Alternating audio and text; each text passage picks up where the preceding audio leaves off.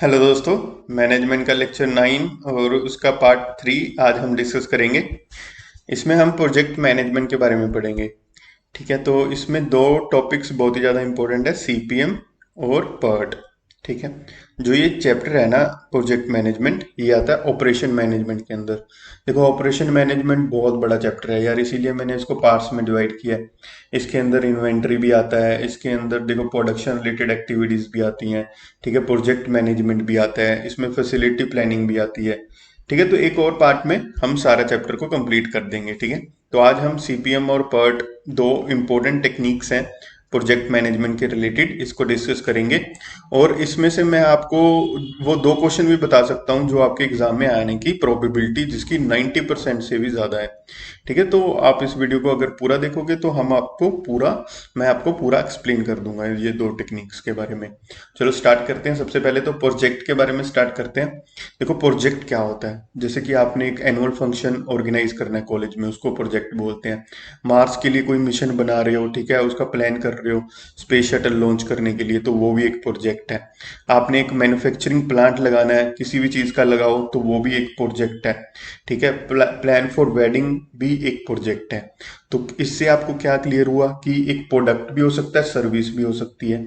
ठीक है, और क्या है, बहुत सारी एक्टिविटीज होंगी उसमें, तो सेट ऑफ एक्टिविटीज है जिसका कोई स्टार्टिंग पॉइंट होगा, कुछ एंड पॉइंट होगा। तो प्रोजेक्ट यही है यार, बहुत सारी एक्टिविटीज हैं। जैसे आपने एक घर बनाना है, घर बनाने के लिए क्या करोगे, सबसे पहले फाउंडेशन बनाओगे, फिर उसकी दीवारें बनाओगे, फिर आप उसमें बिजली का सामान लगाओगे, कारपेंटर को बुलाओगे, तो कितनी सारी एक्टिविटीज इन्वॉल्व रहती हैं एक प्रोजेक्ट को कंप्लीट करने में। इसका कुछ स्टार्टिंग पॉइंट होगा, ठीक है, कुछ एंड पॉइंट होगा। एंड पॉइंट का मतलब है अभी आपने किसी दिन, मान लो कि जनवरी मंथ में स्टार्ट किया, जनवरी 2020 में स्टार्ट किया और आपका दिसंबर 2020 में बना, तो उसका कुछ स्टार्टिंग पॉइंट है, एंड पॉइंट है, बहुत सारी एक्टिविटीज इन्वॉल्व है। तो जो आपका फाइनल प्रोडक्ट बनता है, जैसे आपने घर बनाया, तो या तो वो प्रोडक्ट हो सकता है या फिर सर्विसेज हो सकती है। ठीक है, और यूनिक होगा। ऐसा नहीं होगा कि आपने वो एग्जिस्टिंग में है उसको उसको दोबारा क्रिएट किया है। ठीक है, क्रिएट तो एक बार ही होगा। ठीक है, चाहे आप उसमें रेनोवेशन करो तो वो भी एक प्रोजेक्ट के अंडर आएगा, तो वो भी एक यूनिक प्रोडक्ट होगा। ठीक है, तो नेक्स्ट है प्रोजेक्ट मैनेजमेंट। प्रोग्राम क्या होता है, सबसे पहले तो प्रोग्राम होता है, जैसे एक प्रोजेक्ट है ना, ऐसे ही आप बहुत सारे प्रोजेक्ट्स लेके चलो। ठीक है, प्रोजेक्ट बहुत सारे हो सकते हैं। तो अगर आप उन सभी को एक ऑर्गेनाइजेशन में सोच के देखो, कितने सारे प्रोजेक्ट्स एक साथ चल रहे हैं। ठीक है, तो वो अगर आप उसका ग्रुप को लेके चलते हो तो उसको हम बोलते हैं प्रोग्राम। अगर आप इंडिविजुअल को लेके चलते हो तो उसको बोलते हैं प्रोजेक्ट्स। ठीक है, प्रोजेक्ट मैनेजमेंट क्या है, देखो, जो इतनी सारी एक्टिविटीज इन्वॉल्व हैं, इतने सारे प्रोजेक्ट इन्वॉल्व हैं, इनको मैनेज करना बहुत ज़्यादा ज़रूरी है। तो आप कुछ टेक्निक्स यूज़ करते हैं इनको मैनेज करने के लिए। मैं आपको टेक्निक्स बता देता हूँ कौन कौन सी हैं। जैसे गैंट चार्ट्स हैं, नेटवर्क गैंट चार्ट्स बेसिकली होते हैं, जैसे कि आपने प्रोजेक्ट है, प्रोजेक्ट में बहुत सारी एक्टिविटीज़ हैं। ठीक है, तो एक्टिविटीज़ को आपने, मतलब जैसे एक ऑर्गेनाइजेशन में सोचो कि अगर मान लो कि एक एक काम हो रहा है, ठीक है, एक मशीन चल रही है, चलो मशीन की एग्जांपल लेते हैं। ठीक है, मशीन 8 घंटे चली मान लो, तो 8 घंटे का आप क्या बना दोगे, उसका पूरा बना दोगे कि हाँ यार 2 घंटे पहले चली, फिर 1 घंटा ब्रेक डाउन रहा, फिर 3 घंटे चली, फिर 1 घंटा डिले हुआ, किसी कारण से बंदा नहीं आया। तो अगर आप इस तरह से चार्ट के रूप में बनाओगे तो एक एज ए मैनेजर को समझना इससे बहुत ज़्यादा आसान हो जाता है, और प्रोजेक्ट के रिलेटेड वो बहुत जल्दी डिसीजंस ले पाता है। ठीक है, तो गैंट चार्ट्स किस में हेल्प करते हैं, प्रोजेक्ट स्केजुलिंग में, मतलब प्रोजेक्ट को शेड्यूल करने में बहुत ज़्यादा हेल्पफुल रहते हैं। नेटवर्क डायग्राम्स आज हम पढ़ेंगे, क्रिटिकल पाथ एनालिसिस हम पढ़ेंगे, क्रिटिकल चेंज शेड्यूलिंग टाइम, ये सारा आज हम पढ़ेंगे। ठीक है, चलो स्टार्ट करते हैं। सबसे पहले तो नेटवर्क एनालिसिस का। नेटवर्क एनालिसिस में होता है दो पार्ट्स, एक होता है पर्ट, एक होता है सीपीएम। ठीक है, तो सबसे पहले क्रिटिकल पाथ मेथड में आपको बता देता हूँ यार क्या होता है। जैसे एक प्रोजेक्ट है, ठीक है, प्रोजेक्ट में आपको मैंने एग्जांपल दिया, जैसे कि एक घर बना रहे हो। ठीक है, घर बनाने के लिए डे वन में आपने क्या किया, पहले तो स्टार्ट किया, ठीक है, प्रोजेक्ट को स्टार्ट किया। तो डे वन में आपने क्या किया, फाउंडेशन बनाई। ठीक है, उसकी फाउंडेशन बनाने के बाद आपने फ्रंट वॉल्स बनाई, फिर बैक वॉल्स बनाई, फिर उसके आपने रूफ बनाया। ठीक है, तो मतलब आप सोचो कि एक प्रोजेक्ट को करने के लिए देखो, दो तरह से प्रोजेक्ट फ्लो कर रहा है। फाइनल तो यहाँ तक पहुंचा है। ठीक है, फाइनल पहुंचने के लिए देखो दो वे हैं उसको, एक तो इधर इधर से जाएगा, ठीक है, और एक इधर से भी जा सकता है। ठीक है, तो मतलब उसको कंप्लीट करने के लिए वैसे तो दोनों दोनों वे से जाना पड़ेगा, जैसे ये एक वे है और ये सेकंड वे है। तो उसको तो दोनों वे में ही जाना पड़ेगा। लेकिन हम क्रिटिकल पाथ मेथड में क्या स्टडी करते हैं, हम स्टडी करते हैं कि जिस पाथ से हम जा रहे हैं, मान लो हम एक पाथ से जा रहे हैं, फर्स्ट पाथ से जा रहे हैं, ठीक है। तो फर्स्ट पाथ में जाने में आपको कितना टाइम लग रहा है, जैसे वन प्लस, देखो यहाँ पे थ्री है, यहाँ पे वन है, और यहाँ पे वन है, तो one plus three plus one. और अगर आप सेकेंड पाथ से जा रहे हो तो सेकेंड पाथ में आपको कितना टाइम लग रहा है, one plus two plus point five, ठीक है। प्लस टू भी होगा क्योंकि लास्ट में है, तो प्लस टू भी कर लो इसको, ठीक है। टू ये वाला है लास्ट वाला। तो यहाँ पे कितना टाइम लगा, यहाँ पे लगा 5 6 7 लगा। और यहाँ पे कितना लगा, दो दो चार पाँच, और 5.5 टाइम लगा, मतलब 5.5 डेज लगा, यहाँ पे 7 डेज लगा है। तो अगर आप फर्स्ट पास से जा रहे हो तो आपको 7 डेज लग रहे हैं। तो 7 डेज लगेंगे, तो अगर आप इसको थोड़ा सा सोच के देखो कि 7 डेज लग रहे हैं, तो उसमें आपके रिसोर्सेज ज़्यादा लग रहे हैं, बंदे ज़्यादा लग रहे हैं, आपकी मशीन्स ज़्यादा लग रही हैं, इट मीन्स आपके रिसोर्सेज ज़्यादा यूज़ हो रहे हैं अगर आप फर्स्ट पास से जा रहे हो। तो एज अ मैनेजर आप एक ऑर्गेनाइजेशन में हो, तो ऑर्गेनाइजेशन में आपका मेन एम क्या रहता है कि मैंने कॉस्ट को कम करना है, ठीक है। मैं चाहता हूँ कि मैं अपना जो मेरा टाइम है, जो ये 7 दिन लग रहे हैं, मैं उसको और जल्दी करूँ, ठीक है। तो आप किसके ऊपर ध्यान दोगे, आप ऑब्वियसली यार फर्स्ट जो जो वे पाथ है, जो जैसे बस ले फाउंडेशन हुआ, फिर बिल्ड बैक वॉल्स हुआ, फिर फिट रूफ टिम्बर्स हुआ, फिर डे टू तक का फाइनल प्रोडक्ट बन गया, ठीक है। तो आप फर्स्ट जो पाथ है, फर्स्ट पाथ के ऊपर ज़्यादा ध्यान दोगे, इस पे आपके ज़्यादा रिसोर्सेज यूज़ हो रहे हैं, आपका ज़्यादा टाइम लग रहा है, तो आप इसी को मैनेज करना चाहोगे ना। तो क्रिटिकल पाथ मेथड एक प्रोजेक्ट मैनेजमेंट टेक्निक है जो कि मतलब जो जिसमें कि ज़्यादा लॉन्गेस्ट पाथ है जो आपका, उसी को सुधारने में ध्यान देती है। लॉन्गेस्ट पाथ यहाँ पे कौन सा, वन पाथ है, जिसमें बहुत सारे रिसोर्सेज यूज हुए हैं, इसको हमने कम करना है, इसके टाइम को भी हमने कम करना है, ठीक है। और क्रिटिकल पाथ मेथड में क्या होता है ना, जो ये टाइम होता है ना, ये आपको एक्यूरेटली पता होता है, ठीक है। तो ये चीज़ें आपने याद रखनी है। अब है पर्ट। पर्ट क्या है, प्रोग्राम, एक तो इसकी यार फुल फॉर्म पूछी जा सकती है, प्रोग्राम एवेल्युएशन रिव्यू टेक्निक, याद रखना है आपने, ठीक है। और ये क्या है, ये थ्री टाइम एस्टिमेट है। जैसे मैं आपको सीपीएम और पर्ट के बारे में थोड़ा सा ब्रीफ कर देता हूँ, ठीक है, सीपीएम और पर्ट। अब सीपीएम क्या है कि सीपीएम में तो यार आपको एक चीज पता थी कि हाँ यार ये एक्टिविटी को करने में 2 दिन लगेंगे, लेकिन पर्ट में आपको नहीं पता होता कि ये काम करने में मतलब कितने दिन लगेंगे। जैसे कि मान लो कि आप एक अनजान जगह पे जाते हो, ठीक है, वहां से आप मतलब प्लेटफॉर्म पे पहुंचते हो ट्रेन पकड़ने के लिए, ठीक है। वहां पे आपको एक्यूरेटली नहीं पता है कि यार वो ट्रेन कितनी लेट होती है, क्या होता है, क्या है, मतलब वो जल्दी भी आ सकती है, मान लो उसका टाइम है 9:10 का है, ठीक है। तो वो पहले भी आ सकती है, वो एक्यूरेटली भी आ सकती है, ठीक है, वो लेट भी हो सकती है, तो आपको नहीं पता। वहां पे आप क्या यूज करोगे, वहां पे आप पर टेक्निक यूज करोगे, जहां पे आपको टाइम एक्यूरेटली नहीं पता। जैसे कि आप R&D डिपार्टमेंट में चले जाओ, वहां पे एक नया प्रोडक्ट बन रहा होगा, तो नए प्रोडक्ट के बारे में आपको जानकारी नहीं होगी, तो आप उसमें टाइम को एक्यूरेटली प्रोडिक्ट नहीं कर पाते इन ऑर्गेनाइजेशन कि उसको कितना ही टाइम लगेगा। तो वहां पे आप पर टेक्निक यूज करते हो। जहाँ पे आपको एक्यूरेटली टाइम पता होता है, वहां पे आप सीपीएम टेक्निक यूज करते हो। जो पर टेक्निक है, ये 3 पॉइंट एस्टिमेट, मतलब 3 टाइम वहां पे होते हैं। कौन कौन से होते हैं, ऑप्टिमिस्टिक टाइम। ऑप्टिमिस्टिक टाइम है आपका, ऑप्टिमिस्टिक टाइम है कि यार हाँ वो जल्दी आ जाएगी, 9:05 तक पहुंच जाएगी, ठीक है। 9:10 उसका मोस्ट लाइकली टाइम है भी यार, वो मतलब मोस्ट केसेस में 9:10 पे आती है। पेसिमिस्टिक टाइम क्या है कि यार ज्यादा से ज्यादा कितना लेट हो सकती है, 15 मिनट, मतलब 5 मिनट और लेट हो सकती है मोस्ट लाइकली टाइम से, ठीक है। तो जो ऑप्टिमिस्टिक टाइम है, ऑप्टिमिस्टिक टाइम है कि आपने जो प्रोडिक्ट किया है वैसा टाइम। मोस्ट लाइकली टाइम क्या है कि वो यार मतलब आती यही टाइम पे है, मोस्टली वो इसी टाइम पे आती है। पेसिमिस्टिक टाइम क्या है कि कितना लेट हो सकती है, कितना बुरा से बुरा कंडीशन में एक प्रोजेक्ट लेट हो सकता है, ठीक है। अब देखो कि पर टेक्निक को आप उसके क्वेश्चंस को मतलब बेसिकली कैसे, मैं एक ब्रीफ ओवरव्यू दे देता हूँ आपको। जैसे कि एक्टिविटीज हैं, ठीक है, एक्टिविटी प्रोसीडिंग एक्टिविटी का मतलब होता है उससे पीछे वाली एक्टिविटी। मान लो कि आपने क्या किया, आपने घर बनाना है, घर बनाने के लिए आपने क्या करना है, दीवार बनानी है। दीवार बनाने के लिए पहले उसकी क्या करना की, नींव रखनी पड़ेगी ना। तो नींव रखनी क्या हो गया, प्रेडेसर हो गया, वो पहले होगी, उसके बाद आप उस पर दीवार बना सकते हो, ठीक है। तो प्रीसीडिंग एक्टिविटीज क्या होती है, जो पिछली एक्टिविटी है। जैसे ए बी एक्टिविटी की पिछली एक्टिविटी कोई नहीं है, यहीं से स्टार्ट हुआ है प्रोजेक्ट, ठीक है, तो ए के बाद कौन सी एक्टिविटी होती है, सी एक्टिविटी। ए के बाद कौन सी एक्टिविटी हो रही है, डी एक्टिविटी। मतलब ए एक्टिविटी जब हो रही है उसके बाद दो एक्टिविटीज हो सकती हैं। जैसे मैंने आपको पिछले एग्जांपल में बताया था कि फ्रंट वॉल भी बन सकती है, बैक वॉल भी बन सकती है जब आपने फाउंडेशन रख दिया। ठीक है, तो ए के बाद कौन सी एक्टिविटीज हो रही है, सी और डी एक्टिविटीज। ए के बाद ई एक्टिविटी भी हो रही है। फिर बी सी एक्टिविटी के बाद जब बी और सी जब दोनों दीवार बन गई तो उसके बाद एफ एक्टिविटी आप मान लो कि आप उसके ऊपर दीवार के ऊपर क्या बनाओगे, रूफ बना दोगे। ठीक है, तो एफ एक्टिविटी होगी। डी के बाद जी एक्टिविटी और ई एफ जी के बाद एच एक्टिविटी।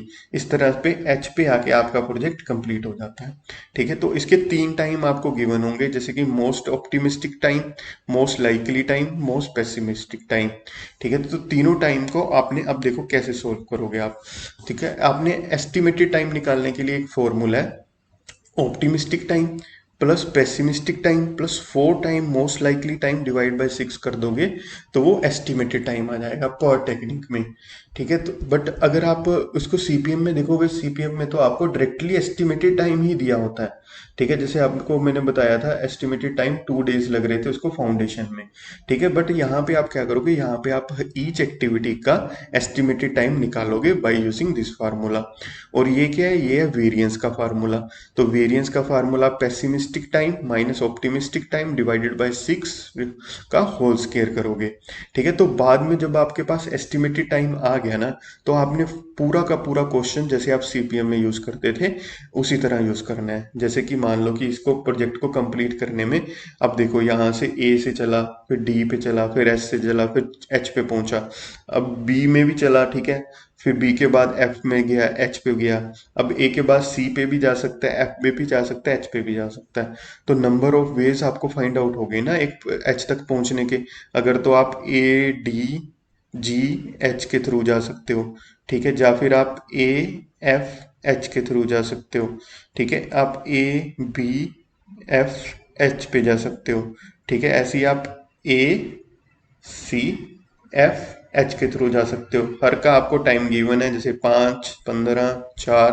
ठीक है, तो आप इन सभी पाथ्स में से फाइंड आउट करोगे लॉन्गेस्ट पाथ कौन सा है और उसको आप सुधारोगे, क्योंकि उस पर आपके ज़्यादा खर्चे हो रहे हैं, ज़्यादा बंदे लग रहे हैं, मशीन्स लग रही हैं, रिसोर्सेज लग रहे हैं, टाइम लग रहा है। ठीक है, तो आप उसको ठीक करोगे। तो ये है पर टेक्निक। ठीक है, चलो अब नेक्स्ट जो एक मेथड है वो है कॉस्ट एनालिसिस। आप मान लो कि आपने क्या करना है, आपको मैंने एग्जांपल दिया था कि जनवरी 20 को आपने घर बनाना स्टार्ट किया, दिसंबर 20 तक आपने घर बना लिया। अब क्या होता है कि अब एक दूसरा केस सोच के देखो, ऑर्गेनाइजेशन में सोच के देखो, वहां पे तो टाइम की कितनी वैल्यू होती है। आपने जो प्रोजेक्ट कंप्लीट करना है वो आप चाहते हो कि जल्दी से जल्दी कंप्लीट हो जाए। ठीक है, तो जल्दी कंप्लीट करने के लिए क्या करना पड़ेगा, आपको वहां पे मैन पावर बढ़ानी पड़ेगी, बंदों को ज़्यादा लगाना पड़ेगा, मशीन्स ज़्यादा यूज़ करनी पड़ेंगी। ठीक है, और तो उसमें क्या है, उसमें आपकी कॉस्ट इन्वॉल्व है। तो अगर आप टाइम को कम कर रहे हो तो आपकी कॉस्ट इंक्रीज कर रही है। तो आपको फाइंड आउट करना है कि आपने कितना टाइम कम करो ताकि आपकी रीजनेबल कॉस्ट में आप उस प्रोजेक्ट को कर जाओ। ठीक है, तो वो आप फाइंड आउट करते हो कॉस्ट ऑफ द स्लोप से। ठीक है, कॉस्ट ऑफ द स्लोप क्या है, increase in cost per unit of time saved. तो उसको हम बोलते हैं क्रैशिंग। ठीक है, क्रैशिंग की आप याद कर लो, क्रैशिंग पूछा जा सकता है। क्रैशिंग क्या होता है कि आपने कितना टाइम कम किया with the help of cost. ठीक है, तो आप निकालते हो कॉस्ट स्लोप को और फिर उसके मुताबिक आप फाइंड आउट करते हो इंक्रीज इन कॉस्ट। आप चाहते हो कि ये इंक्रीज इन कॉस्ट कम से कम हो। ठीक है, तो ये कॉस्ट एनालिसिस टेक्निक है। अब कुछ क्वेश्चंस ट्राई कर लेते हैं एमसीक्यू के, जो कि मैंने आपको बताया था कि दो क्वेश्चन जो आएंगे। ठीक है, तो वो मैं आपको बता देता हूँ। सीपीएम का क्वेश्चन आएगा आपको कि सीपीएम क्या है। तो सीपीएम एक मतलब टेक्निक है जिसमें कि लॉन्गेस्ट पाथ को हम आइडेंटिफाई करते हैं। ये वर्ड को याद कर लो यार, यही वर्ड आप में पूछेंगे। लॉन्गेस्ट पाथ को हम आइडेंटिफाई करते हैं और उसमें सुधार करते हैं। पर टेक्निक क्या है, पर टेक्निक 3 पॉइंट टाइम एस्टिमेट है। 3 पॉइंट टाइम एस्टिमेट है। क्या होता है 3 पॉइंट टाइम एस्टिमेट, 3 टाइम है वहां पे। जैसे यहाँ सीपीएम में तो एक ही टाइम था, एस्टिमेटेड टाइम। ठीक है, यहाँ पे 3 टाइम है, optimistic time, most likely time और पेसिमिस्टिक टाइम। इन तीनों को आप यूज करके क्या निकालते हो, एस्टिमेटेड टाइम निकालते हो। बस ये क्वेश्चन पूछ सकते हैं कि ये 3 पॉइंट एस्टिमेटेड है और सीपीएम क्या है, लॉन्गेस्ट पाथ है। ठीक है, इसमें ज़्यादा प्रोबेबिलिटी इसी क्वेश्चंस की है। चलो अब देख लेते हैं। Part analysis is based on, देखो, ऑप्टिमिस्टिक, पेसिमिस्टिक और most likely all of the above is the right answer. Which of the option is not a notable challenge while scheduling a project. देखो यार, डेडलाइन एग्जिस्ट, बिल्कुल आप एक project करते हो तो टाइम का ध्यान देते हो। इंडिपेंडेंट एक्टिविटीज, इसका आप ध्यान नहीं देते। टू मेनी वर्कर्स में भी रिक्वायर्ड, इसका ध्यान देते हो कि एक प्रोजेक्ट है, उसको करने के लिए वर्कर्स ज़्यादा चाहिए। और कॉस्टली डिले, अगर आप प्रोजेक्ट को डिले करते हो तो कितनी कॉस्ट इन्वॉल्व है वो सारा आप स्टडी करते हो। तो B is the right answer. Critical path is the longest path, याद कर लो, यही क्वेश्चन आने वाला है। Completion of a CPM network diagram activity is commonly known as, देखो यार, जो एक एक्टिविटी है सीपीएम, मैंने आपको बताया कि बहुत सारी एक्टिविटीज हैं, जैसे ए से चला, बी से चला, फिर सी पे पहुंचा, फिर डी पे पहुंचा, मान लो बी से ई पे गया, फिर डी पे पहुंचा। ठीक है, तो अगर आप सोच के देखो कि सीपीएम को बनाने के लिए, नेटवर्क को बनाने के लिए आपको, देखो मैं एक चीज़ आपको बताना अभी तक नहीं बताई। जैसे कि मान लो ये चीज़ है, ठीक है, तो अगर ये सर्कल के बीच में आकर एक्टिविटी को रिप्रेजेंट कर रहे हो तो इसको हम बोलते हैं नोड।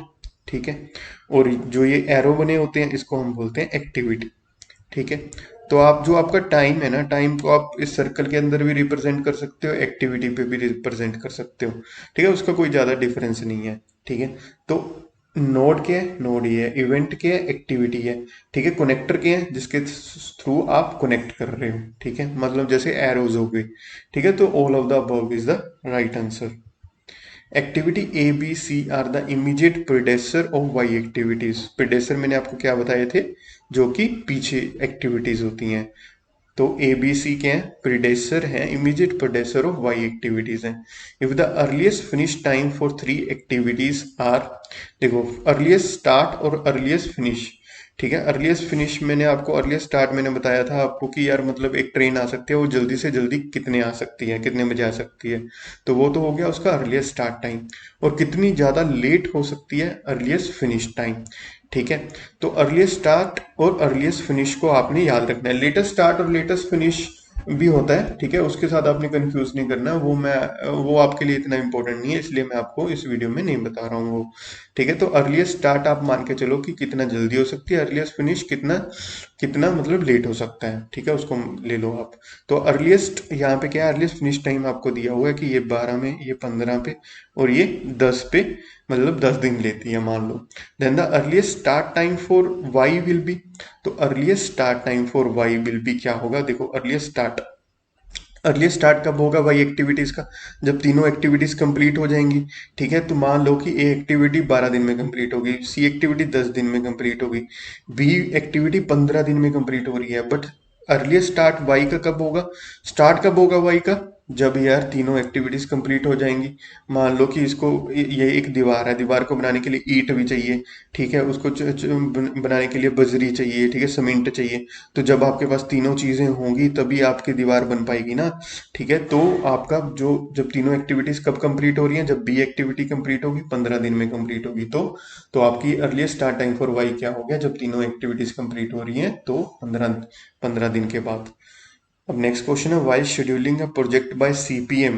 ठीक है, तो आपको किन चीज़ों का ध्यान करना पड़ता है? सबसे पहले तो आपने जो एक बड़ा प्रोजेक्ट है उसको एक्टिविटीज़ में डिवाइड करना है। ठीक है, एक्टिविटीज़ में डिवाइड करने के बाद उसका टाइम फाइंड आउट करना है सारी एक्टिविटीज़ का, कि इसको 2 दिन लग रहे हैं, इसको 3 दिन लग रहे हैं।